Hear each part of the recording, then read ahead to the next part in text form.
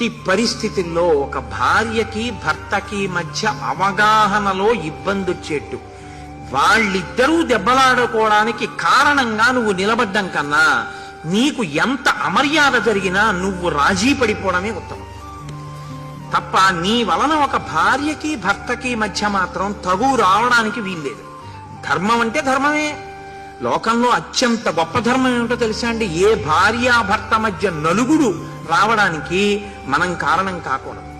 కాబట్టి భార్య దగ్గర భర్తని తక్కువ చేసి కానీ భర్త దగ్గర భార్యని తక్కువ చేసి కానీ ఎన్నడూ మాట్లాడకూడదు. అంతకన్నా ఒకవేళ వాళ్ళు నీ ఎడల అపచారము చేసిన వాళ్ళైనా ఆ అధర్మం ఇలా నా వల్ల వాళ్ళిద్దరి మధ్య అభిప్రాయ భేదం వస్తుంది అని అనుమానం వస్తే నీకు జరిగిన అవమానాన్ని నీలో నువ్వు జీర్ణం చేసేసుకుని రాజీ పడిపోయి వాళ్ళిద్దరూ సుఖంగా ఉండడాన్నే కోరాలి తప్ప నువ్వు మాత్రం నీకు జరిగిన ఖేదం తీరడానికి వాళ్ళిద్దరూ దెబ్బలాడుకునే పరిస్థితి మాత్రం కల్పించకూడదు.